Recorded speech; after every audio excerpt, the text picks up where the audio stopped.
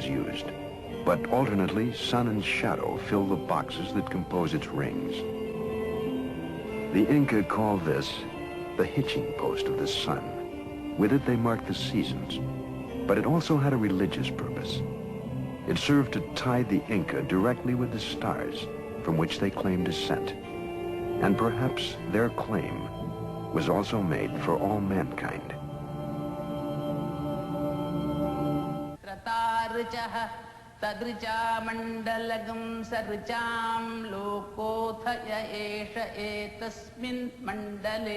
To some scholars, the world's oldest source of wisdom is in India. This chant is part of a spoken encyclopedia called the Veda. It is at least 5,000 years old and may represent the oldest body of technical knowledge known to man, with references to television, atomic energy, and interplanetary travel. Committed to paper 400 years ago, it is still the target of intensive research by scholars such as Padmasri Sivaramamurthy, the director of the National Museum of India. In ancient India, as all over the world, they had a desire to travel in the sky. We have the aerial car of the god of light, Surya, mentioned in the Rig Veda itself. We have also the Pushpaka Vimana, a wonderful aeroplane that could carry any number, mentioned in the Ramayana. A real aerial car managed by an engine. The rishis could transport themselves to any planet that they wanted because of their siddhi. A force known as Sidli was said to exist in the world of the ancients. Using Sidli, they could transport themselves anywhere on Earth, into the skies, and finally to other planets. What was Sidli, and who brought it to Earth? If the tales and images of space travel were limited to India, they could be dismissed as the product of overworked imaginations. But how then could we account for primitive drawings in the rocks of Indio County, California?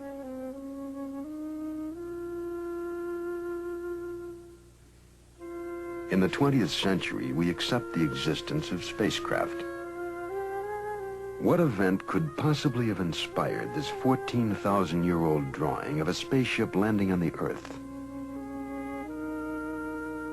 On a rocky plain in the Andes called Toro Muerto, hundreds of petroglyphs depict the same scene.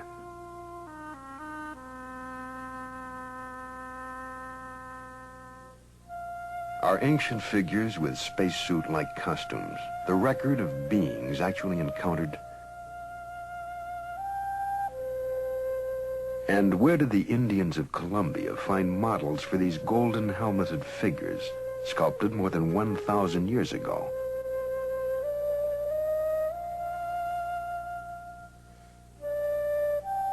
The same people molded these golden objects, which look startlingly like a modern delta-wing jet fighter plane.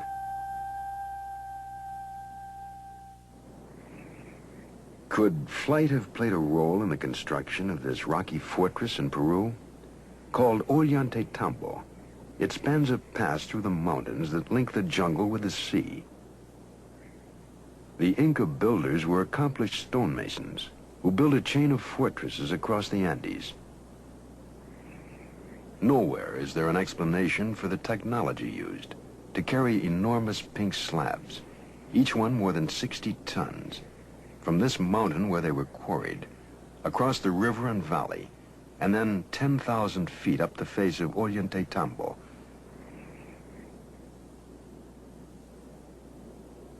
Could it be explained by a force known in ancient India as Sidli?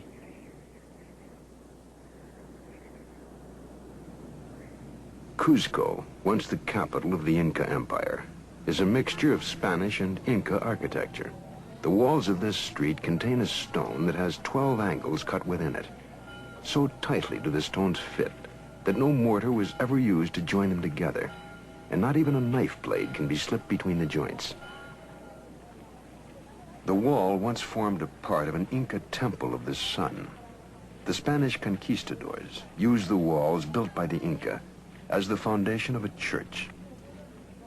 In 1950, an earthquake shattered Cusco, virtually destroying the church. Today, the people of Cusco are still rebuilding the church atop the ancient earthquake-proof structure. The original walls, however, remain standing. Again, the question arises, did the Inca receive this building technology from the original colonists? The strangely knotted strings are called kipo. No one today can read them. But when the Spaniards first came to Peru, the Inca kings would call upon their rememberers who would consult the kipo and account for every kernel of corn and man, woman, and child in the empire.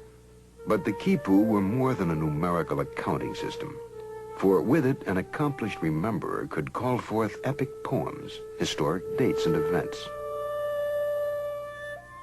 The nuts show how the decimal system was used in the kipo, but added to them were colored threads that offered subtle nuances and shades of meaning that are forever lost to us. So sophisticated was the kipo, however, that some investigators believe it was the Inca version of a computer punch card.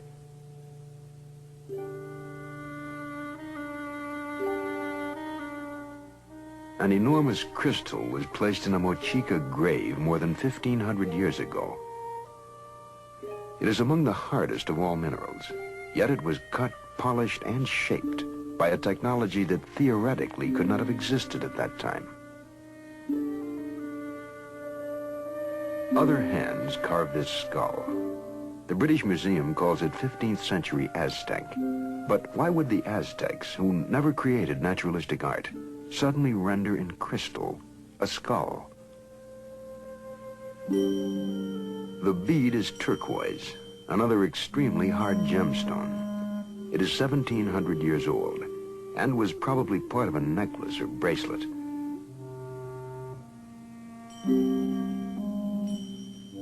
The hole in each bead has a diameter of 0.19 millimeters. Even today, we can barely drill holes that small.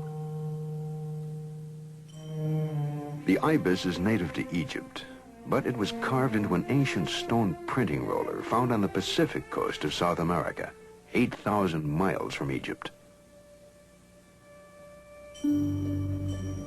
These 1,500-year-old pottery figures form a portrait collection that depicts the races of man. All are separated by time and distance.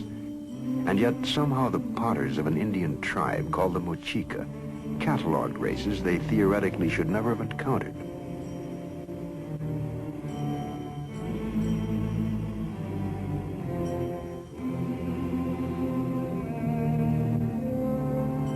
An iron pillar was forged 1,700 years ago in India. It confounds the laws of metallurgy. Too large to have been forged in one piece so long ago, it is rust-free after 1,700 years. No less remarkable, although a mere 700 years old, is a rust-free iron tooth. Found in a Peruvian grave, it seemingly is as functional as any modern dental prosthesis. Other graves yield the suggestion that the ancient Peruvian